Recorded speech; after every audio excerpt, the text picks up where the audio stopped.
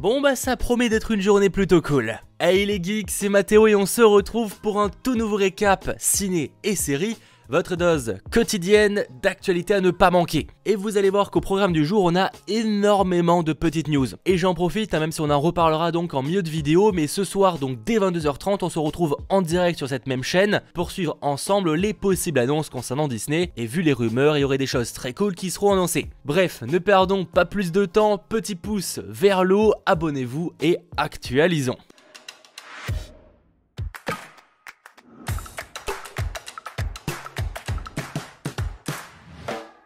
Et pour commencer ce récap en beauté, forcément parlons un petit peu de Marvel avec Ant-Man 3 qui est clairement un film à ne pas sous-estimer. On sait entre autres que l'on y verra Kang le Conquérant, même si perso je m'attends qu'il fasse aussi une apparition dans la série Loki vu le cast précoce de son acteur. Mais en vrai c'est pas du tout la news du jour. En effet, pas vraiment très surprenant, mais Michelle Pfeiffer a confirmé son retour en tant que Janet. Et elle tease même que le tournage de Ant-Man 3 devrait commencer au printemps 2021. Alors oui, il y a vraiment rien de surprenant, mais au moins on le sait. Je le rappelle, Ant-Man 3 n'a pour l'instant pas de date de sortie, mais on le mise pour fin 2022, voire 2023. Peut-être nous aurons plus d'infos ce soir lors d'un événement organisé pour les actionnaires de Disney, mais ça, affaire à suivre. Et forcément, en parlant de Marvel, je sais que certains sont déjà au courant et c'est normal. Je m'en suis même d'ailleurs moqué sur les réseaux sociaux, notamment sur Twitter. Mais les rumeurs fiables parlant d'apparition d'acteurs dans Spider-Man 3 s'intensifient. Hier, après plusieurs théories, déjà à l'époque de Far From Home, Murphy Multiverse, que je considère comme être une source assez fiable, même si ça reste à prendre avec des pincettes tant que ce n'est pas encore officialisé, annonce que Charlie Cox reprendrait son rôle de Daredevil, qu'il avait donc dans la série Netflix,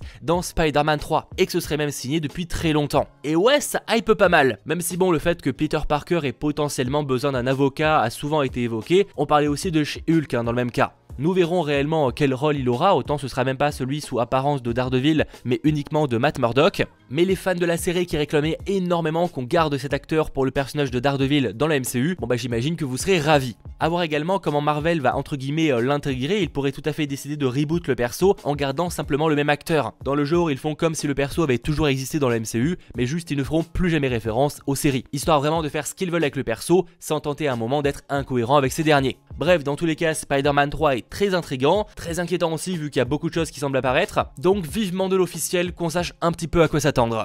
Et en parlant de Spider-Man, ça risque d'exciter un peu moins les gens, mais on a aussi le droit à de nouvelles images du film Morbius avec Jared Leto. Bon, il n'y a pas grand chose à en tirer, mais le film est prévu pour le 19 mars 2021, donc j'espère tout de même un nouveau trailer prochainement, pourquoi pas début 2021.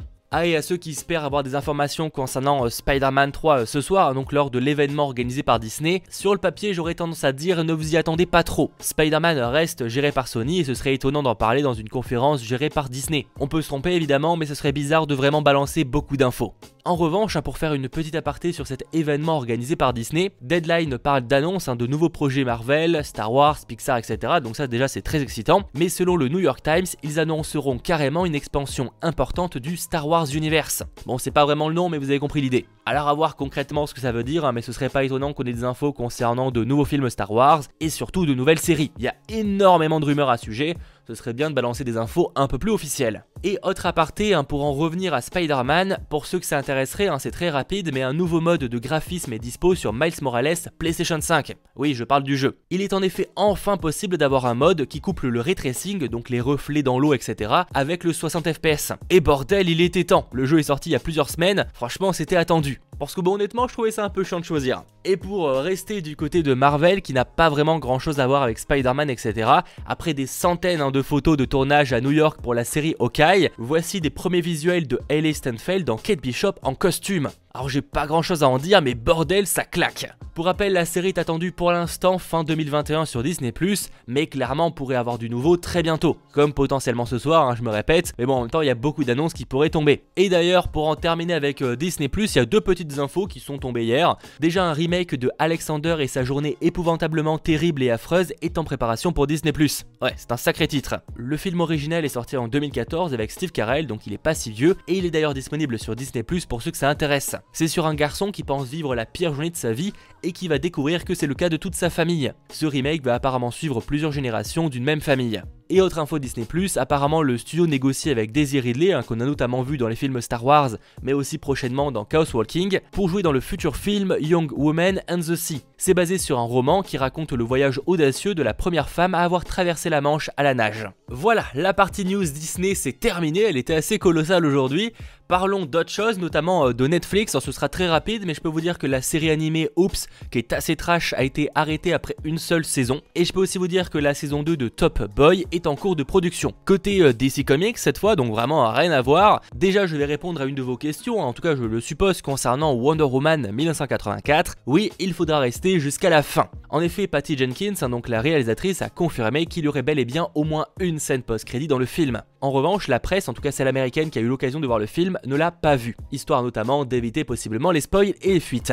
Bref, dans tous les cas, je vois bien quelque chose se passer dans le présent. Je rappelle que le film Wonder Woman 1984 doit sortir le 16 décembre au cinéma en France, mais bon, vu les dernières rumeurs, parlerait plutôt d'une fermeture des salles de cinéma encore quelques jours, donc un report est assez probable. Bref, ça affaire à suivre. Je vous tiendrai au courant sur les réseaux sociaux ce soir quand on aura l'annonce. Et en parlant DC Comics, on a aussi eu le droit à un premier visuel officiel de Superman dans la série de la CW, Superman et Lois, et honnêtement, je trouve que la texture ressemble pas mal au costume de Henry Cavill dans Man of Steel. Bref, dans tous les cas, même si je suis pas un très grand fan de l'acteur de la version de la CW, j'aime beaucoup ce costume. Pour rappel, la série doit arriver le 23 février 2021 donc sur la chaîne CW aux États-Unis, mais pas d'infos pour la France.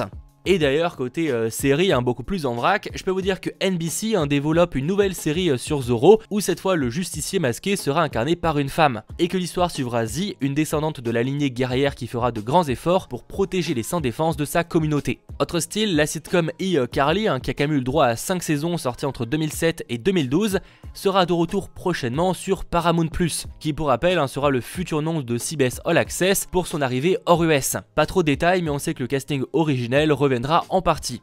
Et en parlant de retour, la série True Blood sera prochainement de retour sur HBO pour un sorte de redémarrage. On sait que l'un des créateurs de Riverdale est attaché en tant que producteur du projet et que Alan Ball, qui a notamment créé la série donc à l'époque en 2008, sera de retour en tant que lui aussi producteur. Bref, pas plus d'infos, affaire à suivre. Côté film, sinon pour terminer, pas mal de news encore une fois, c'est un très gros récap avec beaucoup de news en vrac. Je peux vous dire que DreamWorks prépare un film Dogman, un super chien en VF, série de BD par le créateur de Capitaine Super Slip. Pas beaucoup d'infos, mais on sait que Peter Hastings, qui a notamment bossé sur les Animaniacs en 90, est attaché à la réalisation. Côté casting, sinon je peux vous dire, ça fait déjà longtemps qu'ils essayent de bosser ensemble, mais que Ben Affleck est en pourparlers pour jouer dans l'adaptation en film de The Thunder Bar. Ce sera produit par Amazon Studios et réalisé par George Clooney. George Clooney qui se charge entre autres de Minuit dans l'univers et qui sort sur Netflix le 23 décembre 2020. Bref, le film parlera d'un personnage qui grandit à Long Island à la recherche de figures paternelles parmi les clients du bar de son oncle. Et pour réellement terminer ce très gros récap en vrac, je vous en parlais il y a maintenant quelques semaines, là c'est officiel, Sony vient de racheter la plateforme Crunchyroll pour plus d'1 milliard de dollars, eux qui détiennent déjà Funimation. En gros, Sony devient le plus gros distributeur d'animés au monde, n'ayant plus vraiment de concurrence de taille. On n'a pas encore d'infos sur si Sony va tout fusionner pour créer une seule plateforme, ce qui serait sur le papier un peu plus logique, mais clairement c'est une grosse annonce dans le milieu de l'animé et des mangas. Voilà, c'est la fin de ce récap ciné et série, j'espère comme d'habitude qu'il vous aura plu, malgré qu'il était extrêmement en vrac. Si c'est le cas, pensez à lâcher le petit pouce vers le haut, pensez aussi à vous abonner. Et on se retrouve donc ce soir dès 22h30, et peut-être avant s'il y a des breaking news, comme pourquoi pas un trailer de WandaVision, je croise les doigts. Bref, c'était votre geek Mathéo, ciao tout le monde.